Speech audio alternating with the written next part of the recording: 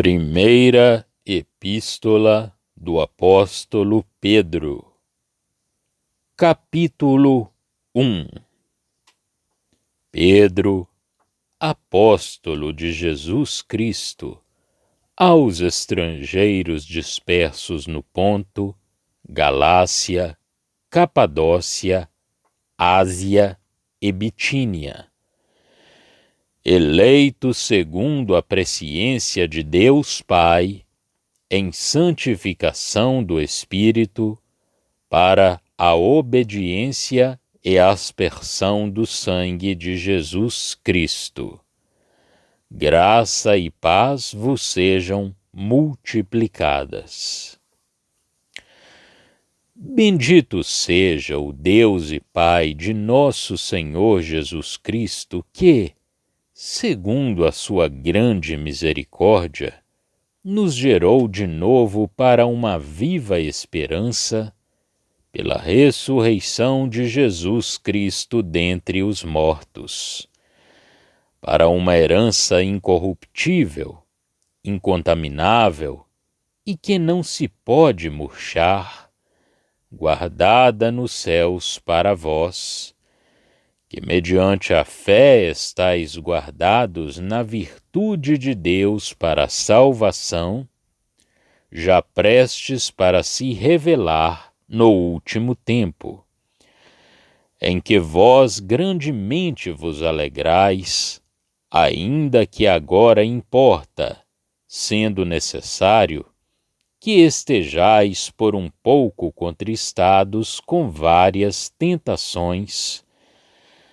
para que a prova da vossa fé, muito mais preciosa do que o ouro que perece e é provado pelo fogo, se ache em louvor e honra e glória na revelação de Jesus Cristo, ao qual, não o havendo visto, amais, no qual, não o vendo agora, mas crendo, vos alegrais com gozo inefável e glorioso, alcançando o fim da vossa fé, a salvação das vossas almas, da qual salvação inquiriram e trataram diligentemente os profetas que profetizaram da graça que vos foi dada,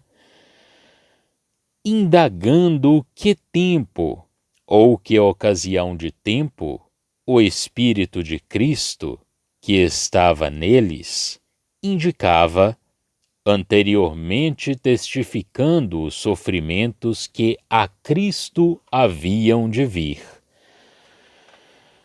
e a glória que se lhes havia de seguir, aos quais foi revelado que, não para si mesmos, mas para nós, eles ministravam estas coisas que agora vos foram anunciadas por aqueles que, pelo Espírito Santo enviado do céu, vos pregaram o Evangelho, para as quais coisas anjos desejam bem atentar. Portanto, cingindo os lombos do vosso entendimento, sede sóbrios, e esperai inteiramente na graça que se vos ofereceu na revelação de Jesus Cristo. Como filhos obedientes, não vos conformando com as concupiscências que antes havia em vossa ignorância, mas, como é santo aquele que vos chamou, sede vós também santos em toda a vossa maneira de viver. Porquanto está escrito: sede santos, porque eu sou santo. E se invocais por Pai aquele que, sem acepção de pessoas, julga segundo a obra de cada um, andai em temor, durante o tempo da vossa peregrinação, sabendo que não foi com coisas corruptíveis, como prata ou ouro, que fostes resgatados da vossa vã maneira de viver, que por tradição recebestes dos vossos pais, mas com o precioso sangue de Cristo, como de um cordeiro imaculado e incontaminado, o qual, na verdade, em outro tempo foi conhecido, ainda antes da fundação do mundo, mas manifestado nestes últimos tempos por amor de vós. E por ele credes em Deus, que o ressuscitou dentre os mortos e lhe deu glória para que a vossa fé e esperança estivessem em Deus, purificando as vossas almas pelo Espírito na obediência à verdade, para o amor fraternal não fingido. Amai-vos ardentemente uns aos outros com um coração puro, sendo de novo gerados, não de semente corruptível, mas da incorruptível, pela palavra de Deus, viva e que permanece para sempre. Porque toda a carne é como a erva, e toda a glória do homem como a flor da erva. Secou-se a erva e caiu a sua flor. Mas a palavra do Senhor permanece para sempre. E esta é a palavra que entre vós foi evangelizada.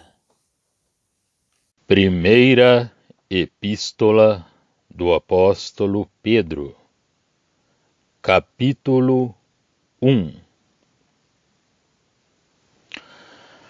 A primeira epístola de Pedro é dirigida aos crentes da dispersão de Israel, que se encontravam nas províncias da Ásia Menor, que o apóstolo nomeia no primeiro versículo.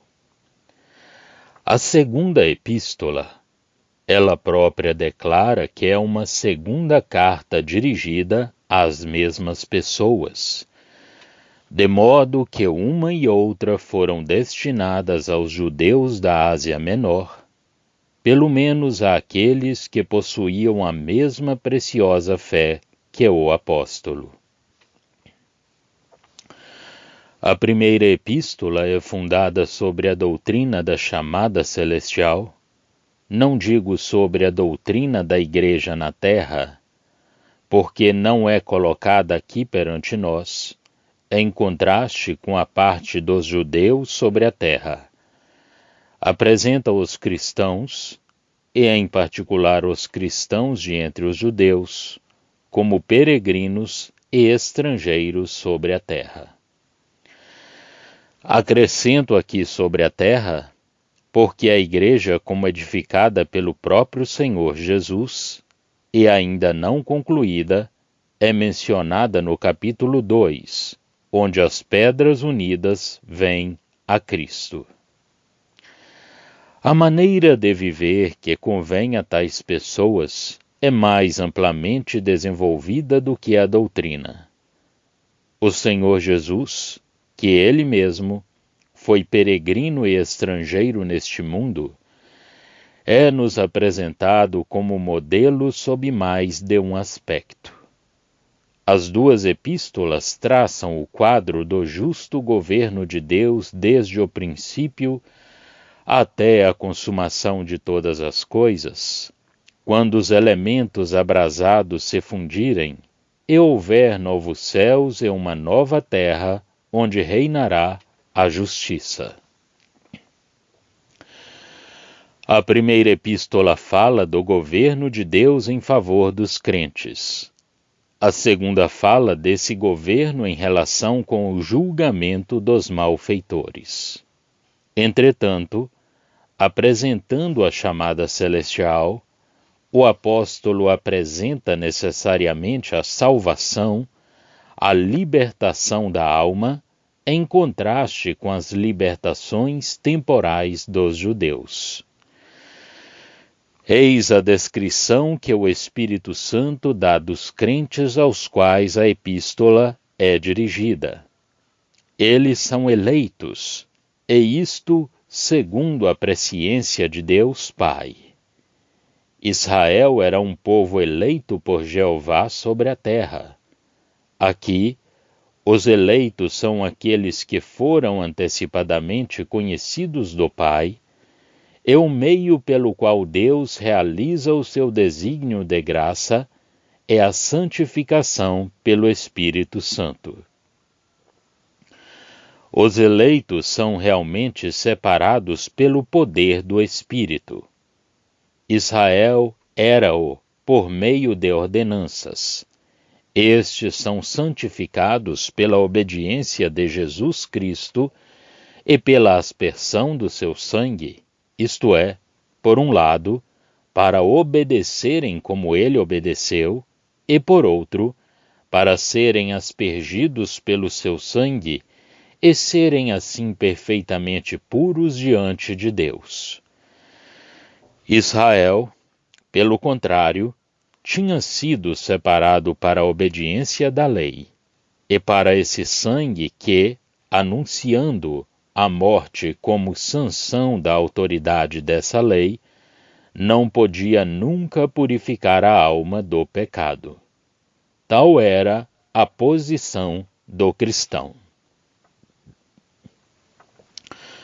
Pedro deseja aos santos a graça e a paz, porção bem conhecida dos crentes. Recorda-lhes as bênçãos com que Deus os tinha abençoado, bendizendo a Deus que lhes tinha concedido. Os israelitas crentes conheciam-no agora, já não sob o caráter de Jeová, mas como o Deus e Pai de nosso Senhor Jesus Cristo. O que o apóstolo apresenta como fruto da graça desse Deus e Pai é uma esperança fora do mundo, e não a herança de Canaã, apropriada ao homem vivendo sobre a terra. O que era a esperança de Israel nos dias de outrora, e que é ainda a esperança da nação na sua incredulidade. A misericórdia de Deus tinha regenerado esses judeus que criam em Jesus para uma esperança viva pela ressurreição de Jesus Cristo de entre os mortos. Esta ressurreição mostrava-lhes uma porção num outro mundo e o poder que ali introduzia o homem, ainda que ele tivesse sido submetido à morte.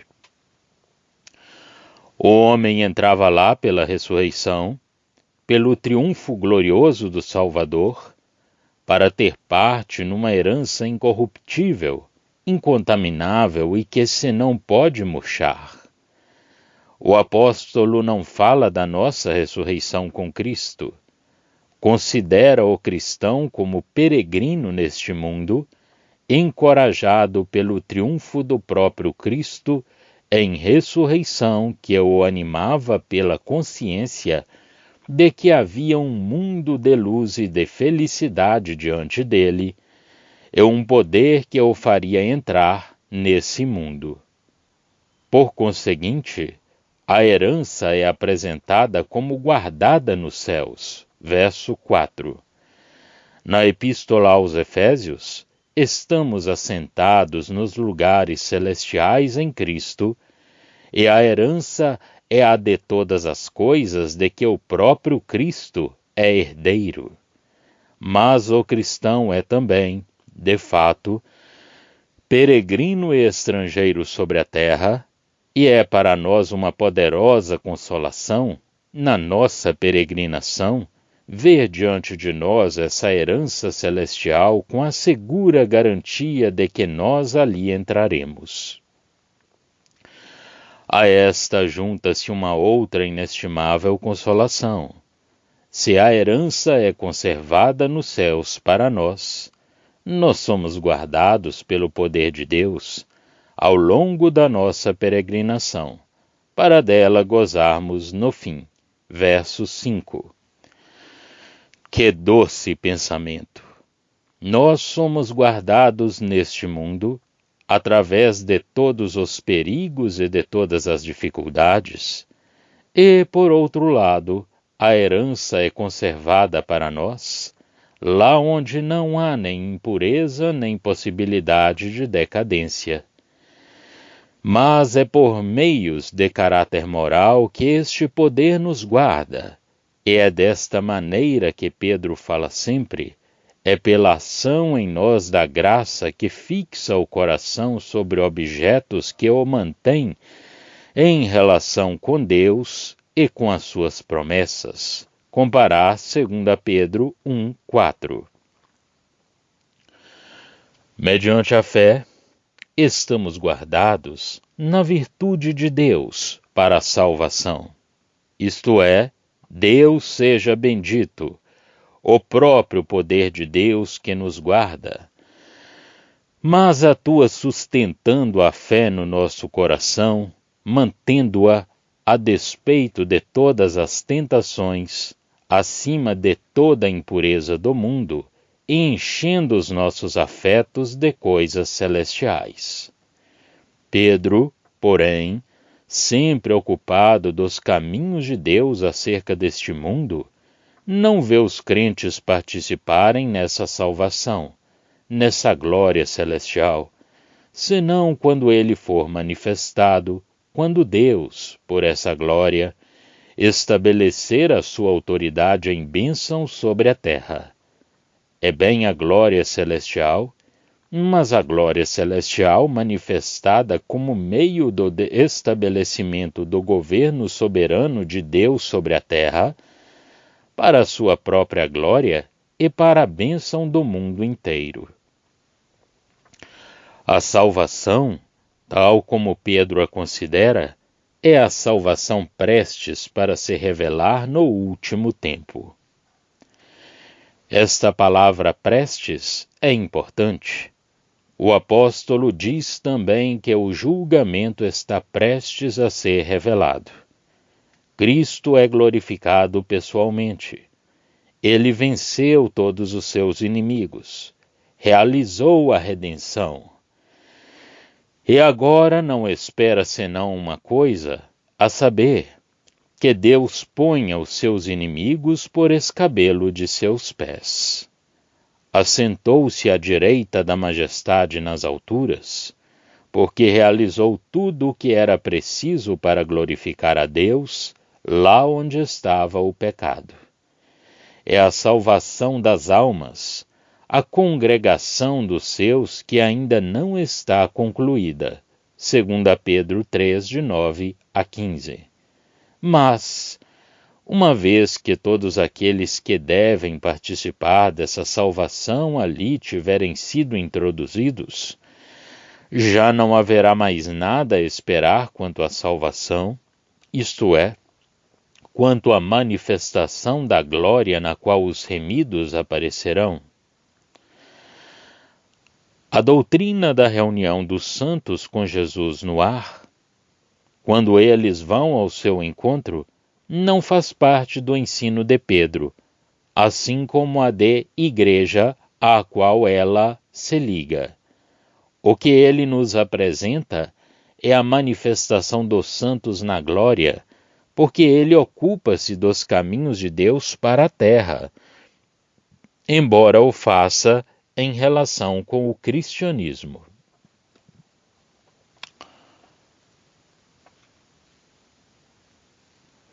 Nem, por consequência, quanto ao julgamento dos malfeitores sobre a terra, julgamento que será consumado pela manifestação de Cristo. Vê 2 Tessalonicenses 1, de 9 a 10. Tudo está pronto. Este pensamento é, pois, para nós durante os dias da nossa paciência, mas é bem solene se pensarmos seriamente no julgamento. Sim, Como diz o apóstolo, nós nos regozijamos grandemente nesta salvação que está pronta a ser revelada nos últimos tempos. Nós a esperamos. É o tempo do descanso, da bênção da terra, da plena manifestação da glória daquele que é digno desta glória, que foi humilhado e que sofreu por nós. É o tempo em que a luz e a glória de Deus em Cristo iluminarão o mundo e dele expulsarão todo o mal. Eis, pois, a nossa parte. Alegria abundante na salvação que vai ser revelada e na qual podemos sempre regozijar-nos, embora, se isso for necessário para o nosso bem, possamos ser afligidos por diversas tentações. Mas isso não é senão por muito pouco tempo. É uma ligeira tribulação de um momento, e Deus não nos envia, a não ser que isso seja necessário, a fim de que a preciosa prova da fé seja em louvor e honra e glória na revelação de Jesus Cristo que nós esperamos. Versos 6 e 7. É o fim de todos os nossos sofrimentos e de todas as nossas provações. Transitórias e ligeiras como elas são, em comparação com o imenso resultado da glória excelente e eterna para a qual elas nos conduzem segundo a sabedoria de Deus e segundo as necessidades das nossas almas. O coração dedica-se a Jesus. Ele aparecerá. Nós o amamos, embora nunca o tenhamos visto. Nele, embora o não vejamos agora, nós nos alegramos com gozo inefável e glorioso. Verso 8. Eis o que decide, o que forma o coração, o que o fixa e o enche de alegria, ainda que seja da vida deste mundo. Para os nossos corações, é Ele que enche esta cena de glória. Pela graça, eu serei glorificado e terei a glória. Mas eu amo a Jesus. O meu desejo é vê-lo. Além disso, nós seremos semelhantes a Ele glorificado. O apóstolo pode bem dizer: vós vos alegrais com gozo inefável e glorioso. O coração não quer outra coisa, e se algumas ligeiras aflições nos são necessárias, nós as sofremos com alegria, pois são um meio de nos formarem para a glória. E nós podemos regozijar-nos com o pensamento da aparição de Cristo, porque, recebendo-o no coração, sem o vermos, recebemos a salvação da alma, objeto e fim da fé, bem mais preciosa do que as libertações temporais de que Israel gozou, embora fossem sinais do favor de Deus. O apóstolo prossegue desenvolvendo os 3 graus sucessivos da revelação desta graça de salvação, desta plena e inteira libertação das consequências, dos frutos e da miséria do pecado. Primeiro, os profetas. Segundo, o testemunho do Espírito Santo enviado do céu. Terceiro, a manifestação do próprio Senhor Jesus Cristo, quando a libertação, já antes anunciada, for plenamente cumprida.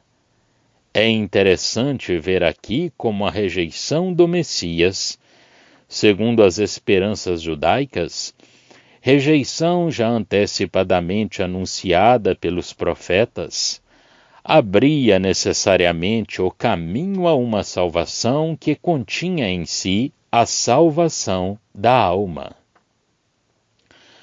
Jesus, sendo rejeitado, deixavam de o ver.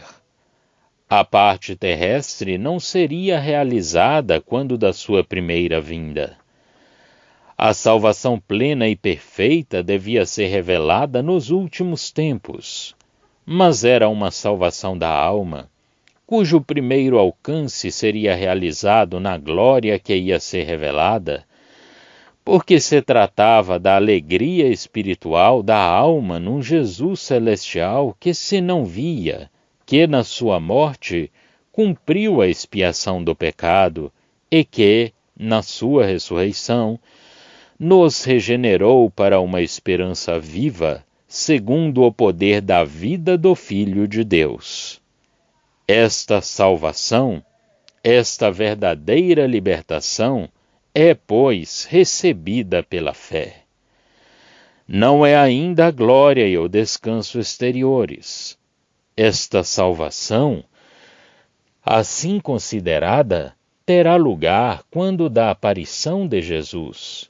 Mas, enquanto espera, a alma goza já, pela fé, desse perfeito descanso e até mesmo da glória em esperança.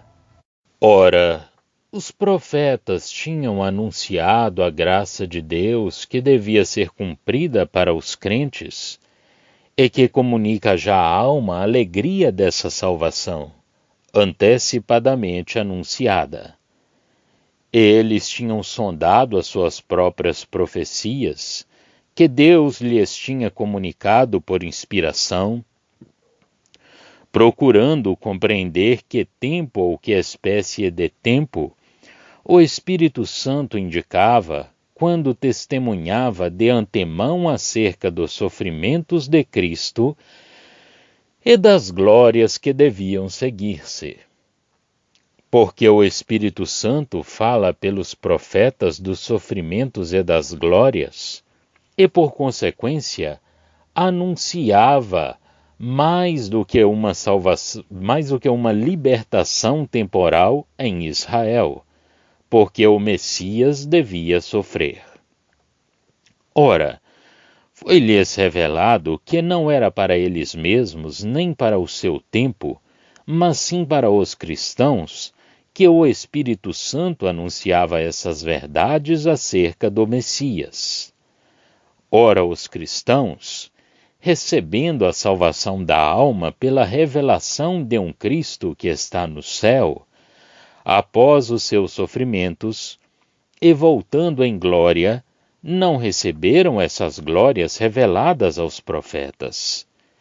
Estas coisas foram relatadas com uma grande e divina clareza pelo Espírito Santo, enviado do céu logo a seguir à morte de Jesus.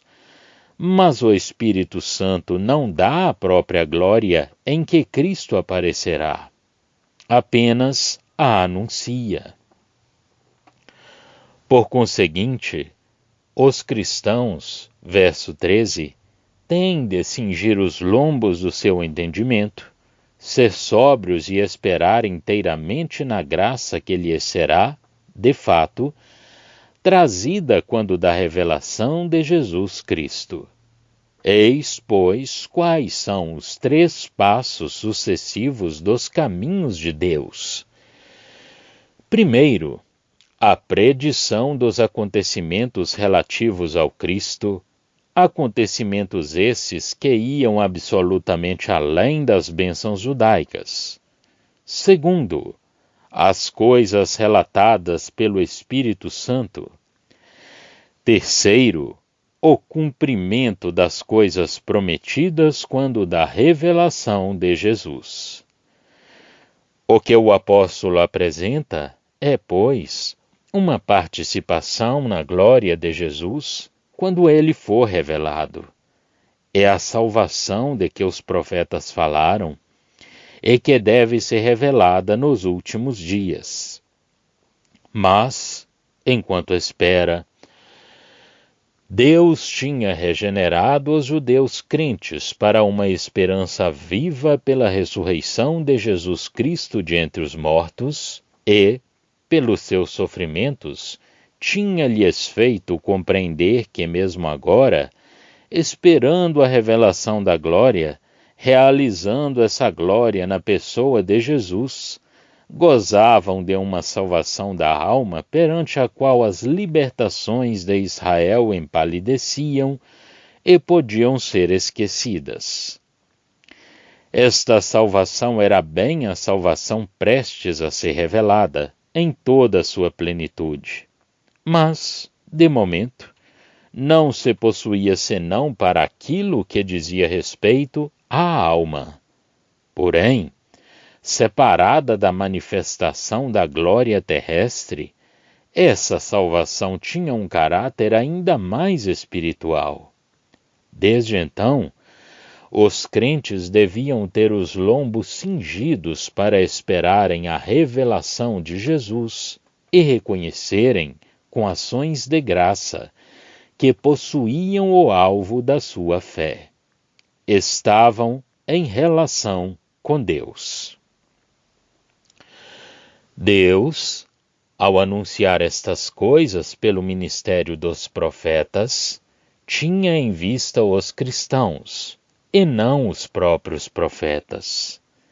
Esta graça devia, em devido tempo, ser comunicada aos crentes, mas no momento, para a fé e para a alma, o Espírito Santo enviado do alto dela dava testemunho. Ela devia ser trazida pela revelação de Jesus Cristo. A ressurreição de Jesus Cristo, que era a garantia do cumprimento de todas as promessas e do poder de vida para dele gozar, tinha regenerado aqueles que criam para uma esperança viva, mas o direito de gozarem do efeito da promessa era fundado sobre uma outra verdade. As exortações do apóstolo a ela nos conduzem. Os crentes deviam andar como filhos obedientes e não seguirem as concupiscências que os tinham guiado durante o tempo da sua ignorância. Chamados por aquele que é santo, eles deviam ser santos em toda a sua maneira de viver, como está escrito. Além disso, se invocavam o Pai que, sem olhar as aparências, julga segundo as obras de cada um, deviam andar em temor durante o tempo da sua peregrinação neste mundo. Versos 14 a 17. Note-se que não se trata aqui do juízo final da alma. Neste sentido, o Pai a ninguém julga, mas deu ao Filho todo o julgamento.